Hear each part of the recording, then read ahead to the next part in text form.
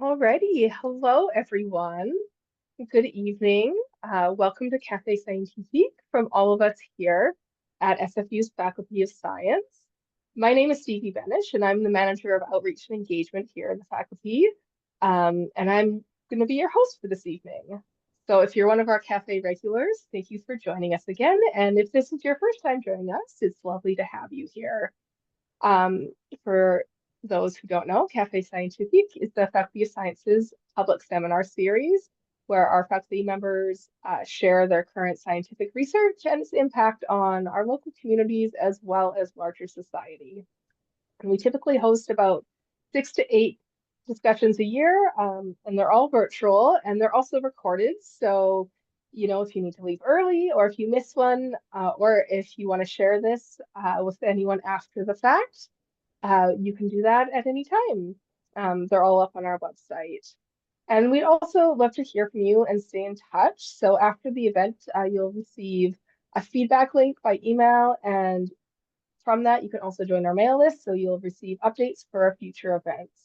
And I apologize, I have a bit of a croaky throat, just getting over a cold. So I think our topic of health is actually right on perfect for tonight. So before we get into it, I'd just like to start our evening off in a good way by acknowledging that we are privileged to gather today on the unceded and ancestral lands of the Musqueam, Squamish, Tsleil-Waututh, and Coquitlam peoples.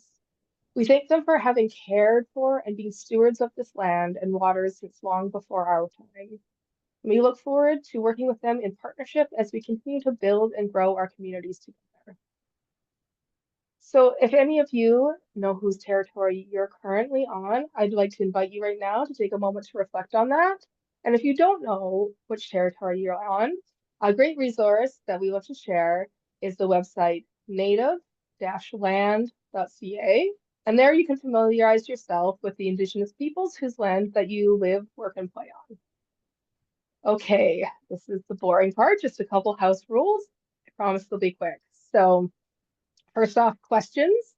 We highly encourage questions. Please, at any time throughout the presentation, make use of that Q&A function there. So type your questions into the Q&A box. And after the talk is over, we have a nice Q&A period and we'll try and get to everyone's questions. And if there are any we don't get to, we will follow up via email afterwards. The chat function, for the most part, will be turned off, although this time there is a little interactive part near the beginning of the talk where it'll be turned on and you'll be invited to share some answers with William. So please, please do that when that comes up. It'll be very obvious. There is a live transcript that is available for your convenience, so please feel free to make use of that. And then just a note that this is recorded, and as we said, it will be posted and available after the fact. Alrighty, so now for the part everyone is here for, tonight's discussion. I am so pleased to be able to introduce Dr. William Hsiao, who is an associate professor in microbiology and biochemistry and health sciences here at SFU. William leads an interdisciplinary group of researchers who are interested in studying infectious disease through a One Health lens. The group combines knowledge, engineering techniques, and bioinformatics to develop data sharing and integrated analysis in public health. So he's also a founding member of the Canada COVID-19 Genomics Network. And recognizing the One Health interconnected nature of many infectious diseases, Dr. Hsiao's team collaborates extensively with researchers and practitioners from a wide range of disciplines in quantitative science, social science, medical and veterinary sciences, with an aim to understand the microbial world better and to improve the health and well-being of humans as well as animals. So tonight, William will be discussing the technology and scientific developments that support the new practice of precision public health and highlight the social and ethical implications of data use and sharing. So over to you. All right, thank you very much, Stevie. Just share my screen.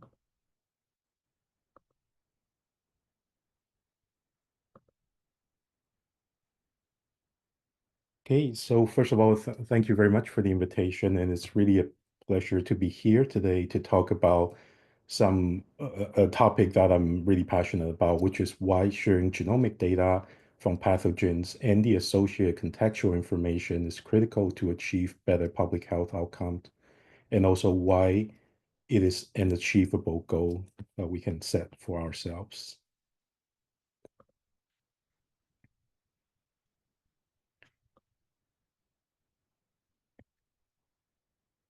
So I also would like to echo my land acknowledgement. So I'm presenting to you from the North Shore, and this is the unceded traditional territories of the Coast Salish peoples. And this include the Tsleil-Waututh, the Coquitlam, Squamish, and the Musqueam nations. And very grateful to be able to present to you from such a beautiful place. So, as Stevie mentioned, I am the head of the Center for Infectious Disease, Genomics, and One Health. And this is a group that started in September 2020, right at the height of the pandemic. And prior to that, I was at the BC Center for Disease Control Public Health Lab as a senior scientist there. And currently, we have about 20 plus individuals. And as Stevie mentioned, we take a very interdisciplinary approach to study practical public health and One Health related problems, and some of which I'll present to you today. So before I begin, just want to do a quick survey on what you think the roles and activities of public health agencies are. And also, so please feel free to type your answers into the chat, or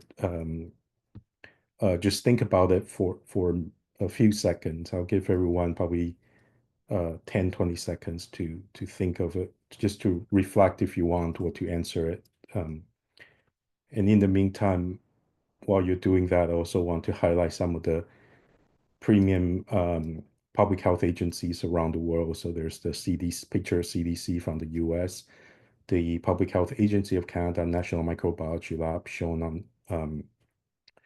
on the bottom here. And then the third picture here is a picture that I asked ChatGPT to generate. And you can see the starking contrast between what a public health agency looks like versus what ChatGPT thinks that it ought to look like. That's just an interesting observation.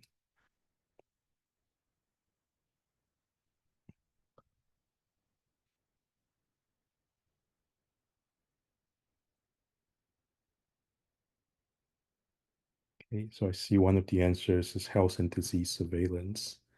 So that's indeed one of the key functions of a public health agency.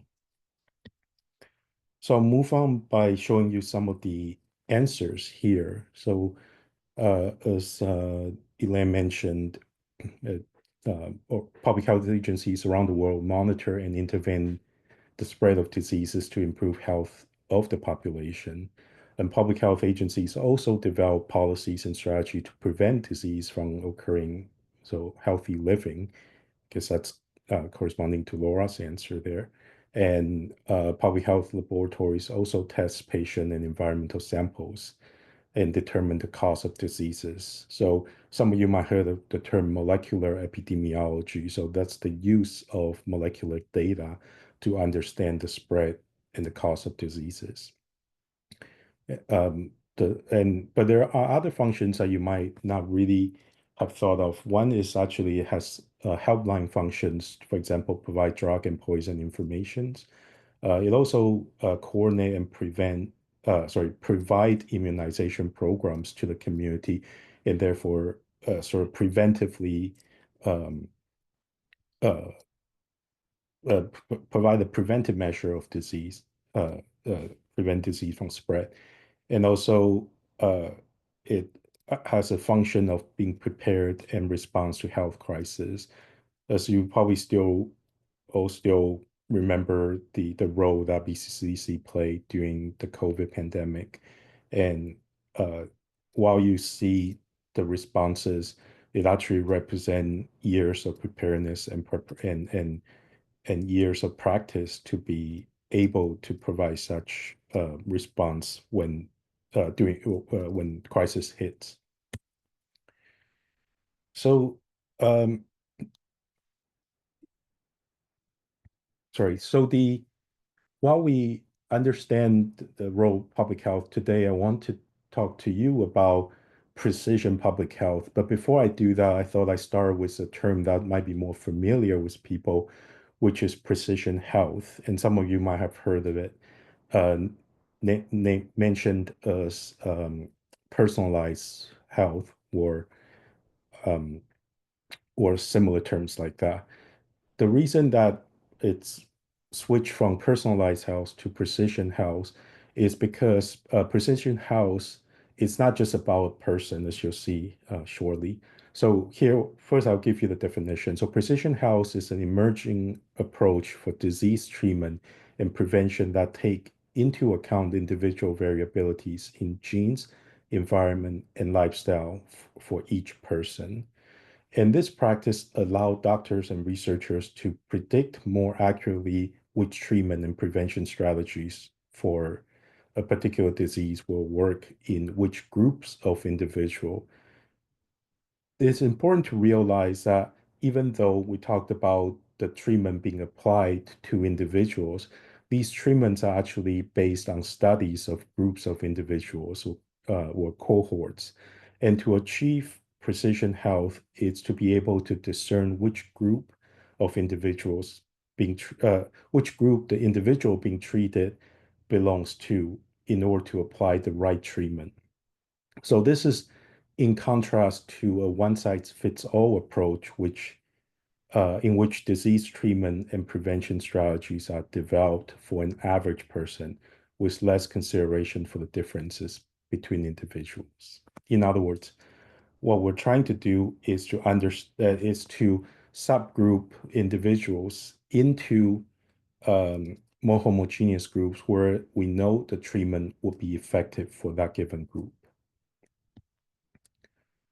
So here are some examples of precision health. And the first one is actually a personal experience or personal one. And it has to do with the intersection of gene and lifestyle. So alcohol dehydrogenase 2 gene or ALDH2 codes for protein that essentially helps to break down alcohols. But if you have a mutation in that gene, especially you have two copies of both copies of that gene has the same mutation, like I do, then you will experience, basically nausea, flushing or headaches or rapid heartbeats when you drink. And this is very much the case to me. And I actually did a 23andMe to confirm that indeed I have such a mutation. And therefore, I rarely drink alcohol as a response or a result of such gene and lifestyle interaction. Another example has to do with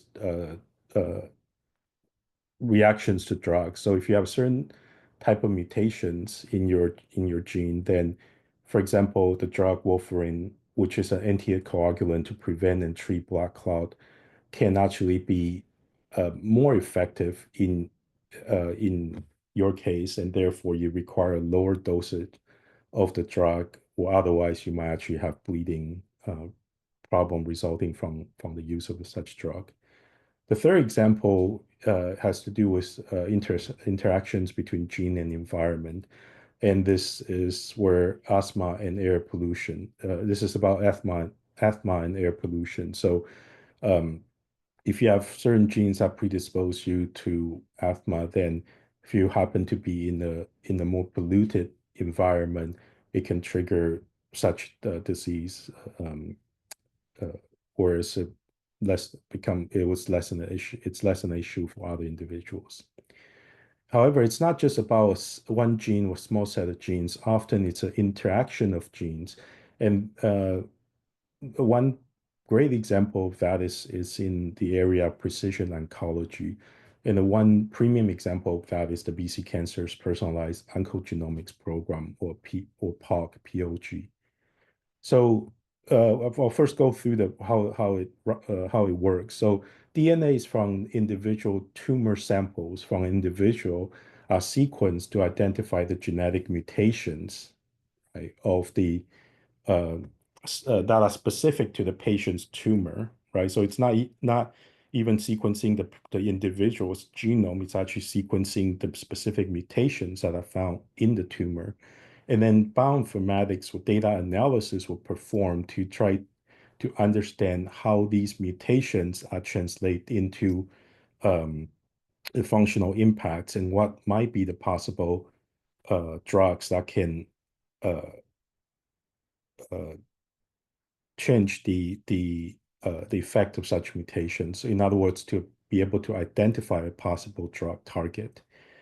And as a result of that identification, a group of experts, clinicians, medical scientists, technical personnel such as bioinformaticians have to get together and come up with a personalized treatment plan based on the specific mutations identified.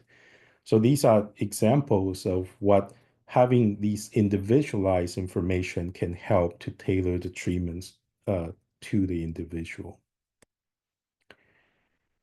And in order to do so, there are many projects such as the Pan-Canadian Genome Library, which was just started last year, 2024, and some other existing ones such as the UK Biobank and the All of Us program in the US. Um, the goal is to set up large cohorts to gather as many human genome and associated contextual information as possible to study the impact of genetic variations in health and disease in the different populations, and therefore enabling precision health.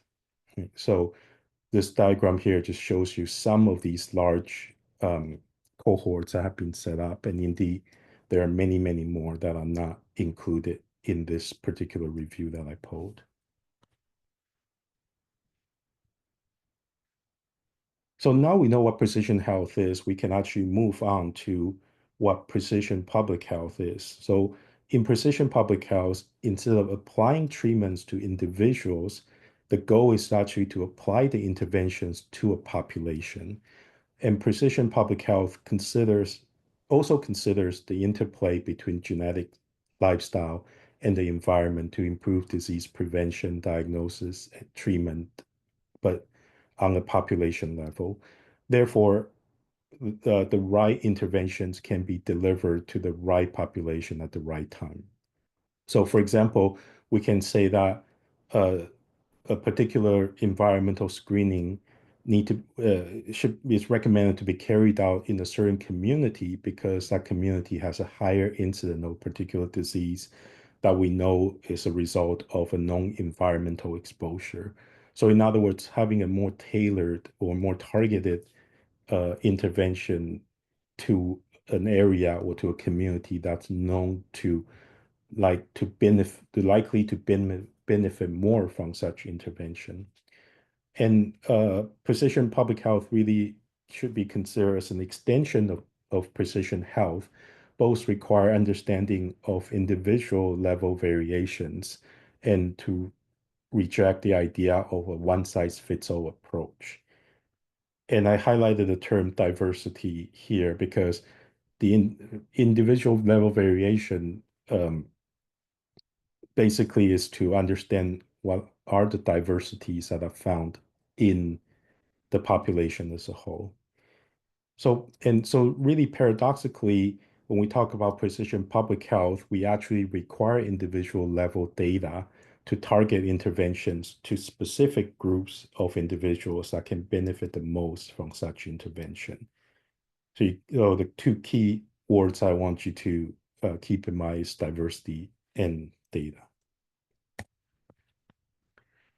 So now we have established what precision public health is.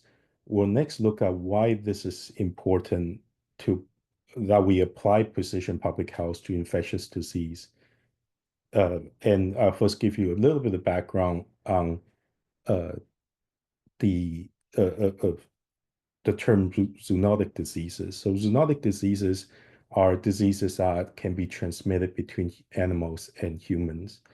And in a study that's done a while back, it's demonstrated that 60% of the emerging infectious diseases are actually um, zoonotic in origin, and meaning that they are from animals.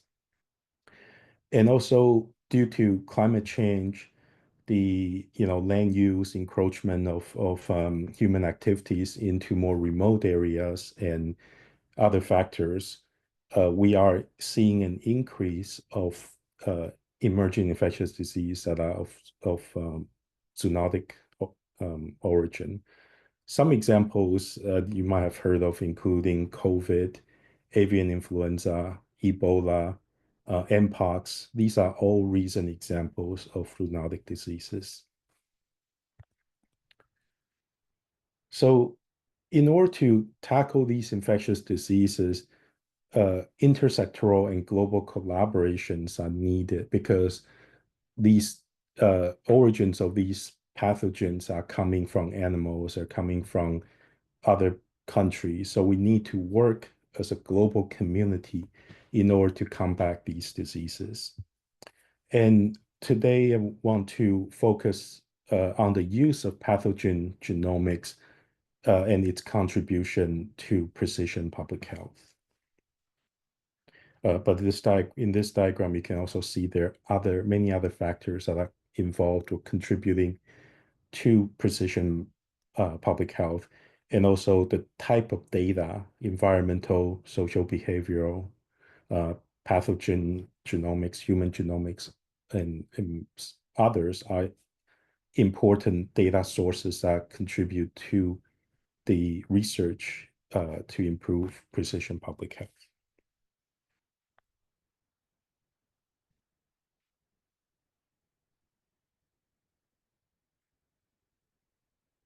So first of all, we talked about that I want to focus on pathogen genomics, so I should probably define what a pathogen is.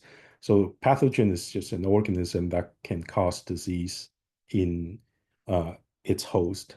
And it's a taxonomic diverse group of organisms. Could be a virus, could be a bacteria, could be a fungus, a protozoan, or a parasite or worm. So but today I'm going to mainly focus on viruses and bacteria, which are probably the most common types of pathogens that we encounter regularly, especially in the global north. So pathogen genomes are essentially just the genetic materials that are found within the pathogenic organism, but that are not part of the host. So it's separate from the host genome. And here are some diagrams showing a bacterium and also a virus. And essentially, it's the DNA that are found in these organisms. And it's also worth noting that pathogen genomes are much smaller and less complex than the human genomes, and therefore they're easier to obtain than the human genomes and cheaper to obtain as well. And I also want to introduce or to give you an appreciation of how diverse these organisms are. So just using bacteria as an example, uh, we have estimated about 10 to the 12, so trillions of species of bacteria um, in um, in the world.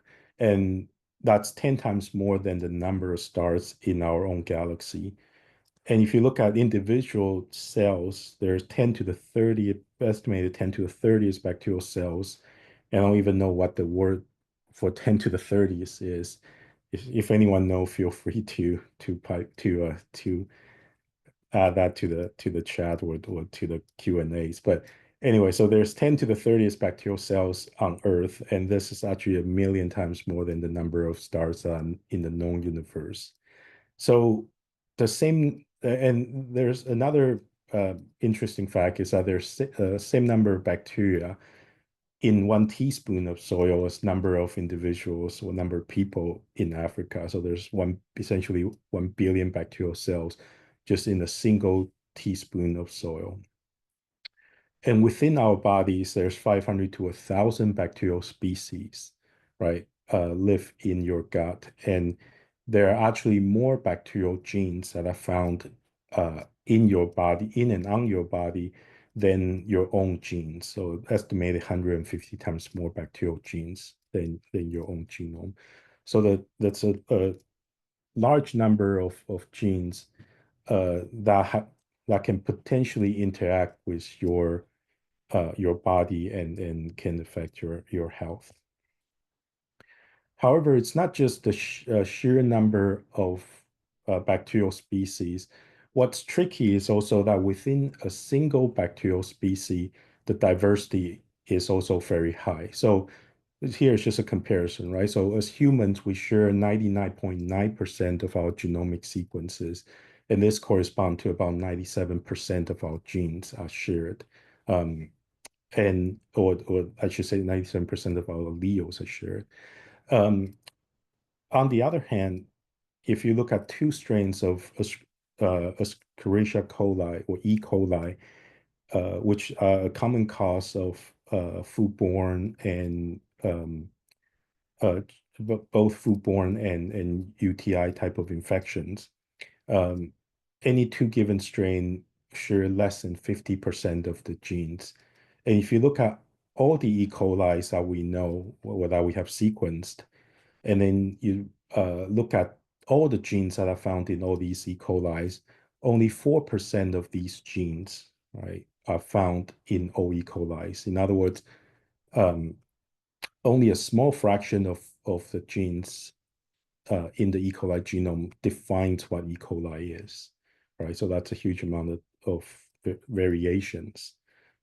To an extreme, some of you might heard of another bacterium called Pseudomonas aeruginosa or P. aeruginosa. And this is a multi-drug resistant pathogen that are associated with cystic fibrosis patients and other chronic lung infections.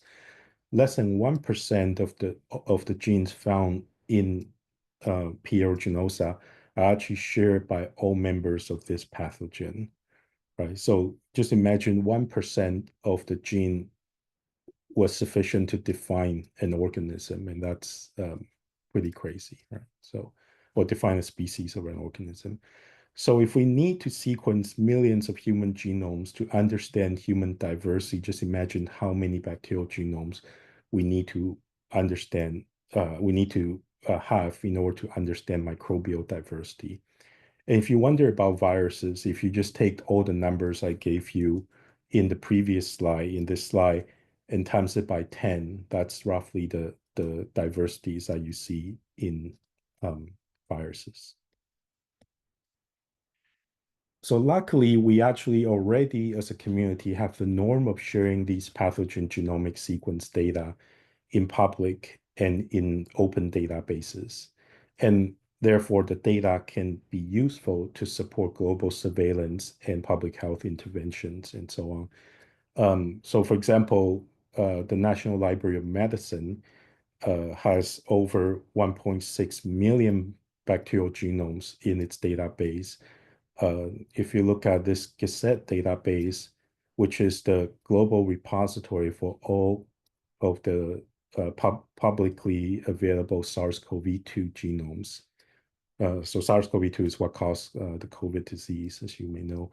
There are more than 16 million viral genomes in this database. And if you look at some of these other repositories, they have similar numbers found in them.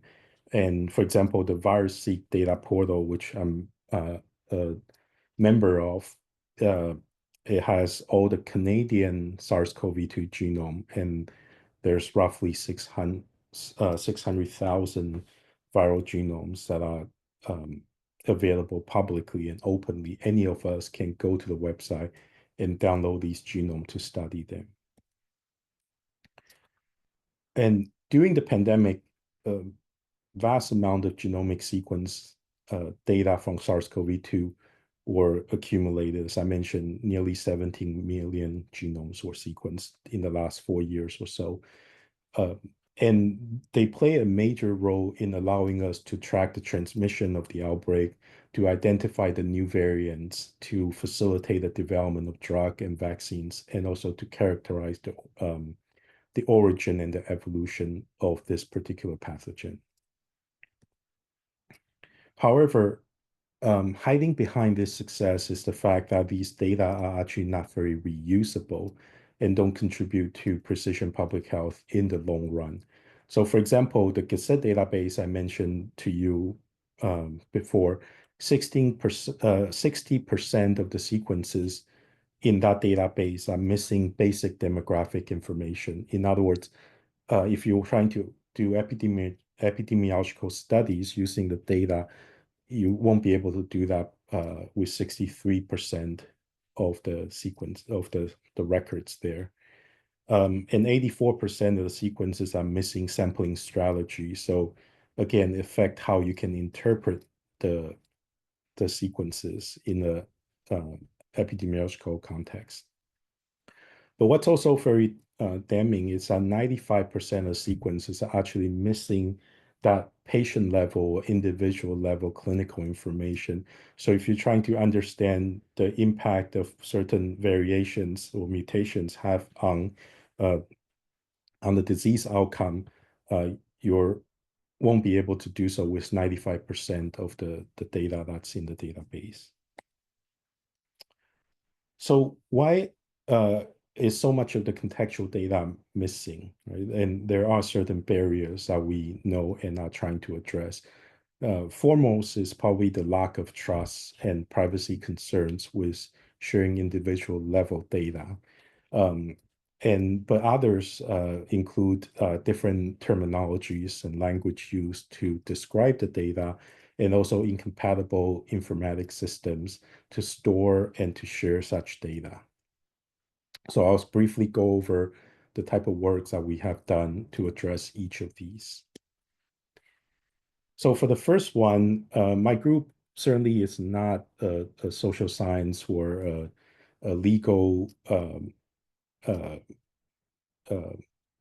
uh, group with expertise in those areas. So, but we actually, in collaboration with groups in McGill, it was a group at McGill and others, did a study to address the privacy concerns of sharing viral sequences and minimum contextual informations in the repository. And essentially, in the review of legal and other relevant literatures, the conclusion is that unlike human genomes, pathogen genomes alone,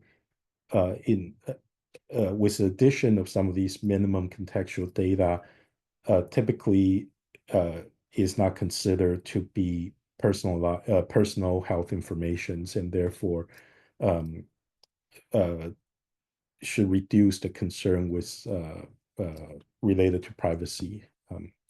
However, it's also worth noting that when you combine sufficient detailed contextual data, then such information can still be used to re-identify individuals.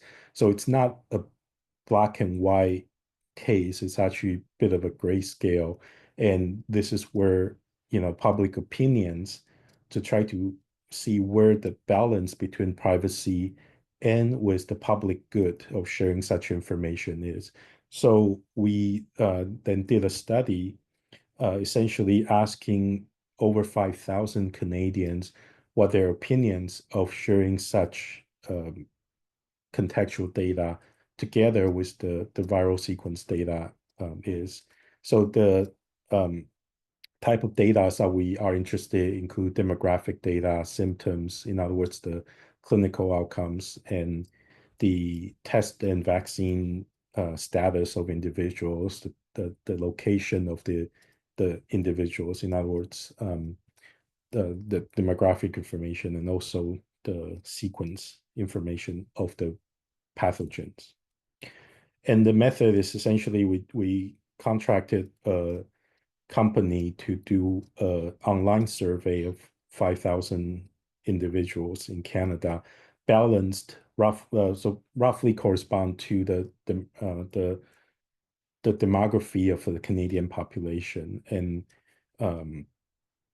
the result is published a couple years back, and just want to sort of jump to the conclusion to show you that by and large, Canadians are comfortable with sharing de-identified COVID data for research. So these are data that are that doesn't include identifiable informations, but actually combination of such data could still potentially be used to identify individuals. So, but it's encouraging that as a whole, Canadians by and large are in favor of sharing such information for research purpose.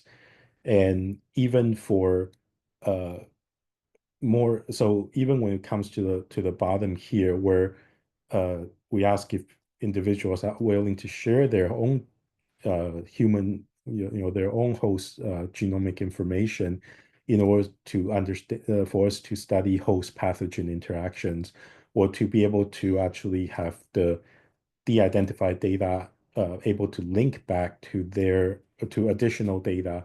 Um, in most cases, more than half of the survey population still are in favor of that. Okay, so now we sort of established that uh, sharing of such information is deemed favorable as long as it's addressing uh, public goods or public benefit. What are the type of data that should be shared? So uh, and to address the lack of high quality metadata in these databases, we carried out another study that looked at existing publications and see what are the contextual data, or in this case, we call it metadata, are being collected and used to study outbreak and to study to improve surveillance practice. And again, just going to the punchline and showing you the results, what we saw is that the majority of the paper that we looked at indeed include the information um, that are that we deem important for the interpretation of the sequence data. So and some of the less common ones actually are, for example, the one down here are related to genetic information that can be discerned directly from the papers. So these include whether an antimicrobial resistant genes are found, and the information about the mobilities of some of the genetic materials, the ability for the material to be transferred to other pathogens and so on. So, but the basic information such as the sample collection information, host information, sequencing information, and demographic information and so on are all present in these studies, highlighting the importance of such information for the interpretation of the sequence data and for research. And sharing such information it's useful for many type of applications, many types of researches. I won't go through all of them here, but you can have the information it's helpful for both long-term understanding of how the pathogen will evolve over time, and also the short-term interventions and responses that can be provided to stop the spread of such organism. And so in order to have, the data to be interoperable, we need a common language to describe the data. So for many years, my group have undergone research activities in coming up with standardized vocabularies to describe epidemiological scenarios and genomics data for use in the public health applications I mentioned. And we actually have taken this effort and uh, through large scale extensive stakeholder engagement, uh, have uh, um, promoted the use of these standards at an international and global scale. So, um, for example, some of our specifications were included in one of the ISO standards, and also there's several publications published uh, about the use of these standards for describing contextual data um, for various pathogens. And the reason that we're able to achieve the uptake, but also to apply it to many different pathogens is because we take a modular and interoperable approach to design these standards. So uh, the types of data are divided into thematic modules, some of them listed here. And therefore, we can actually mix and match different modules to support different type of applications with different types of pathogens. So, for example, different types of viruses, SARS-CoV-2, Mpox, or um, avian influenza, but also apply to surveillance of antimicrobial resistance or the use of wastewater to survey different pathogens. And through consultation, development of guiding documents and SOPs, standard operating procedures, and so on, the testing and sort of iterative testing with the stakeholder of the standards and maintaining these standards, we're able to put these standards into practice. So having these common vocabularies, we then thought about how do we ensure that people can easily incorporate these common vocabularies into their own systems. So we actually also developed tools that help uh, data providers to pick the correct terms to describe their data. So this is a tool, one of the tools that we developed called the data harmonizer, and it allows the data to be entered and validated against a data specification or common standard. And it has a spreadsheet-like interface to allow uh, people to sort of use that familiar graphic interface to input the data, and then you can click a single button then to validate whether the data you entered or cut and paste into the spreadsheet adhere to the standard. It also has help functions to allow users to access the SOPs and other guidance documents. So these, as mentioned in the introduction, we were part of the Canadian COVID Genomics Network. And so during the pandemic, essentially our role was to help the different public health agencies to provide standardized data to the national database and from the national database, then disseminating them to international and more public databases. Um, and this result in both reducing the amount of time needed to process the data, but also the quality of the data and the completeness of the data were improved as part of the process. However, despite some of these success, uh, I guess on the left side here, in a way we developed universal adapters to allow data to flow across different systems. We also realize, as you've seen on the right side here, there's uh, the human ingenuity is boundless, and people come up with creative ways to break the standards and to find ways um, to uh, circumvent the standards, if you will. So it's also critical to continue to do stakeholder engagement, to provide training so people understand how to use the standard and minimize coming up with indirect and creative ways of reinventing the wheels, essentially.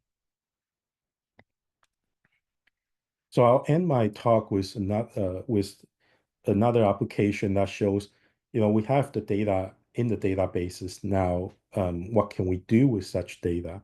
So Virus MVP is a application that we developed in my group over the last 3 years or so. And essentially, it has three components. It has the front end visualization, which I'll show you shortly, but it also has some uh, backend functions that take annotated information about protein functions and combine it with mutations that are identified in the genomic sequence. So because we want to ensure that this can be updated continuously, the backend functions of is automated through a genomic workflow.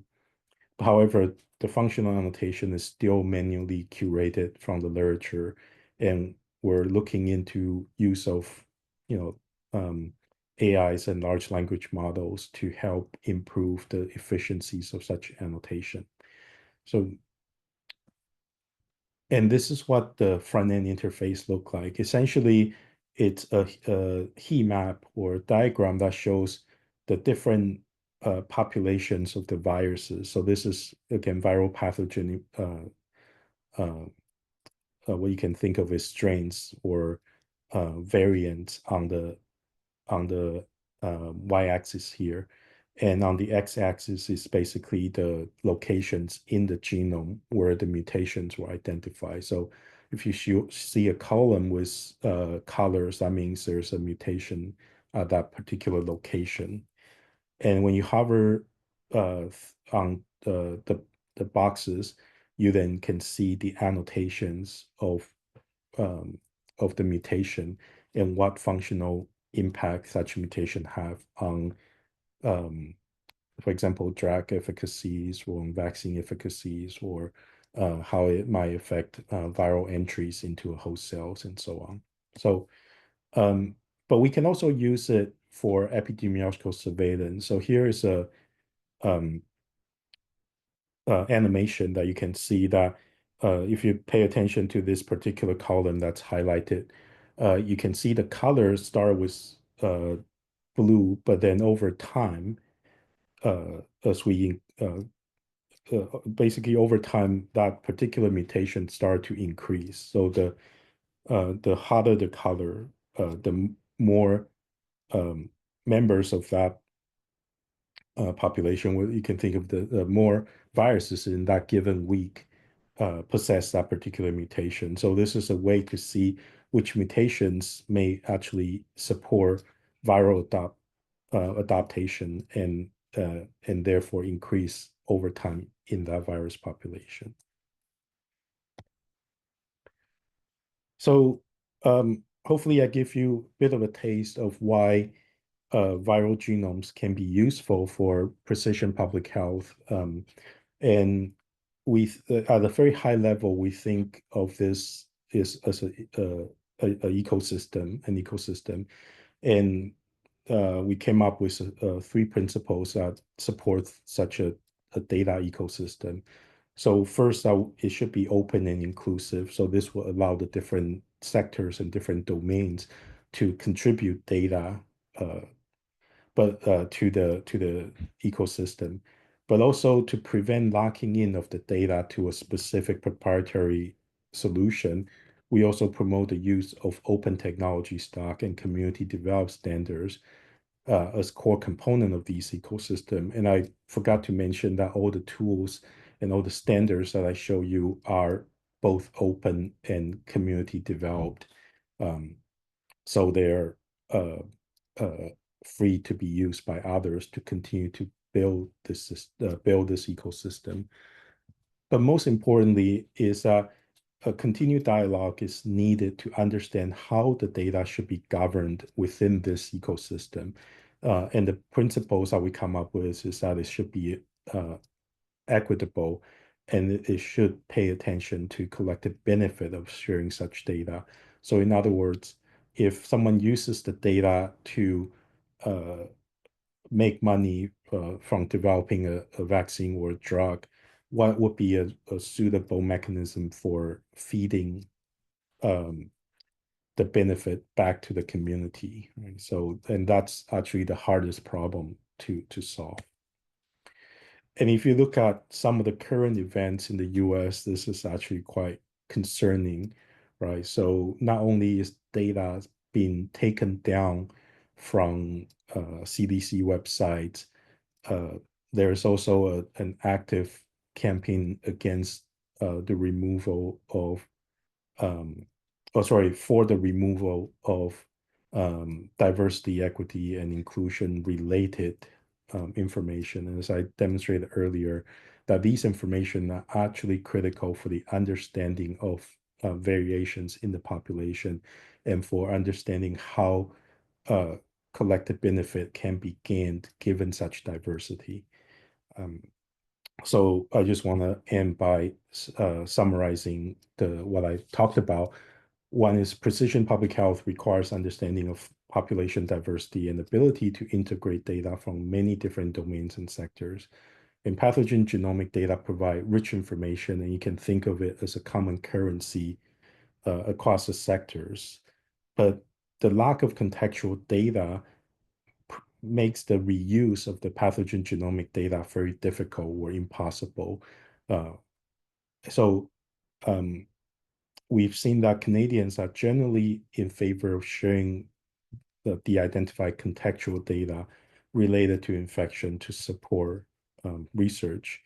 And the goal um, for our work is actually as part of a community trying to create an equitable and robust global data sharing ecosystem for pathogen genomics with de-identified contextual data.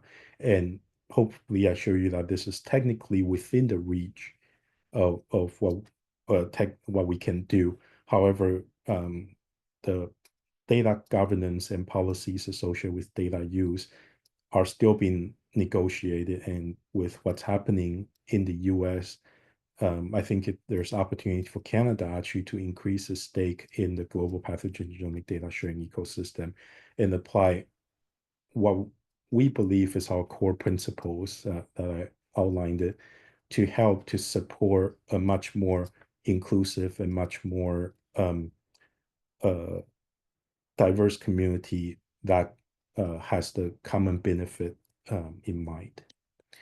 So I want to end my talk by thanking you for your attention, but also to invite you to think about how you can contribute to this ecosystem and what your view on such an open and inclusive ecosystem may look like. Thanks. Just end with people who in my group that did a lot of the work and also many of our collaborators and funding agencies. Thanks. Thank you so much. That was a great talk. I feel like I have so much to think about now.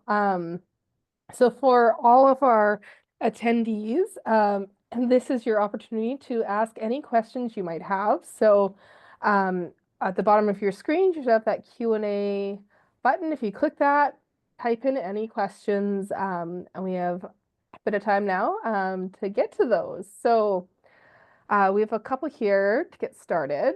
Um, so the first question is how to balance individual rights with sharing of anonymous information that could still result in re-identification of individuals that didn't give consent to have their health data shared. So yeah, how can we kind of strike that balance? Thanks. Yeah, so I think that's the core of the challenge, which is um, everyone, of course, have their own view on what that balance should look like. And I think my view on that is partly expressed through the presentation, which is I think um, the if our starting point are these information-rich sequence data, and we want to layer on top of that um, contextual information that can help to interpret the information and to use that data for research, then we need to come up with a way where uh, we don't need um, a consent system in place as a starting point. The reason being that it's very expensive. So I mentioned some of these large cohorts in my talk, and these human cohorts, each of these projects be a few $1 million. Some of those are in, like the U.S. project will be in the hundreds of millions-dollar range, and simply there's no funding in public health to support that kind of consent structure. And therefore, the balance to me need to be strike where um, the contextual data are derived from routine public health services, but are structured in such a way that minimize the privacy challenges of sharing such data for research use. And that's very much the ongoing discussion of where that balance might be. But also would be very interesting here if anyone else have comment on whether we should be um, whether um, privacy should trump such um, uh, potential for such common goods or vice versa, right? Or the common good trumps the privacy concerns. Yeah. Yeah, wonderful. Thank you. Um, Another question about balance, actually. So this is kind of about the balance between like the precision and generalization. So like, how do you make it personalized enough to be effective? I guess like some of these things. So personalized enough to be effective, but still general enough to serve a large enough group to make it worthwhile. Yeah, where Yeah, do you and find I that think balance? that's a bit of a sliding scale, right? I think the goal is always to be able to treat an individual as effectively as possible. But to come up with such treatment, you can't study that individual, right? You have to study the cohort and figuring out which what's the more homogeneous group that person belongs to, right? Because unless you the paradox is that unless you subject one person to endless studies, you cannot really fully understand that person, and we know that's not possible. So you're trying to extrapolate population level information to an individual, and therefore the challenge indeed is trying to figure out how do you um, divide that the population so the treatment can target the population that will benefit most from the treatment. And it's a continuous process, right? That's, I guess, what I meant by sliding scale. It's a bit of a continuous process where iteratively you might gain new insights from research, and that's why while I think it will be a challenge in human cohort studies, but if we can have continuous feed of pathogen genomics data and the relevant contextual data, then we can continue that exploration and that understanding of the dynamics with the impact of um, mutations on um, treatment effects and coming up potentially with new strategies, right? And as a matter of fact, that's how new vaccines are developed for each variations of SARS-CoV-2, right? It's to understand the dynamic, the population dynamics of the virus in order to come up with a new um, vaccine that would be effective against that variant. Great, wonderful. Already another question here. So if people are self-selecting to share their data, how do you ensure that you're getting a broad enough sample? So I'm sure there's some groups that are more likely to, fill out surveys and respond to things. So how do you make sure you're getting a Yeah, wide? that's a great Yeah, question. And that's actually an argument for why I believe we shouldn't use a consent-based approach to avoid that self-selection. And actually, I recently talked to a group of um, emergency doctors. So they have a network, a research network that essentially uh, collect data from the emergency department.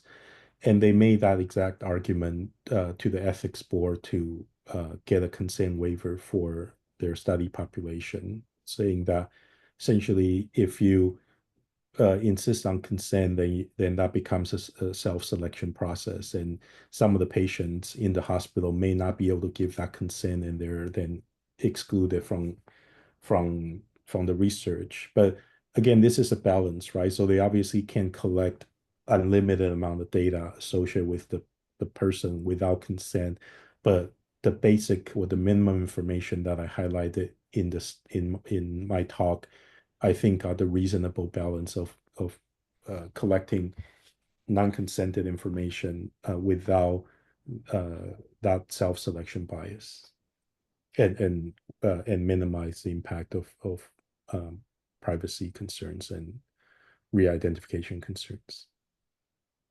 Awesome, thank you. So I have one more question. So if anyone else from the audience has more questions, please type those in now. Um, but I think this is a great question. So what can we all do as individuals to kind of help support this work? And yeah, what can we do to help? I think one thing is actually is to get more educated, like you're doing now, on what the benefit of pathogen genomics is. One thing I didn't highlight in my talk is that we actually include pathogen genomics as one of the uh, data points that we ask if people are willing to share that information or not. And actually, fewer people are willing to share the viral sequence information than their own, health outcome or their own vaccine status information or their own demographic information. And if you, from a privacy perspective, you're much more likely to identify an individual from all those informations than from the virus sequence information. And the reason we think that's the case is because people don't quite understand what viral sequences are and uh, uh, why such information is shared. So, and because so I think sort of understanding what role these type of data can play uh, in research and how they can impact the long um, the improvement of our ability to do precision health and precision public health.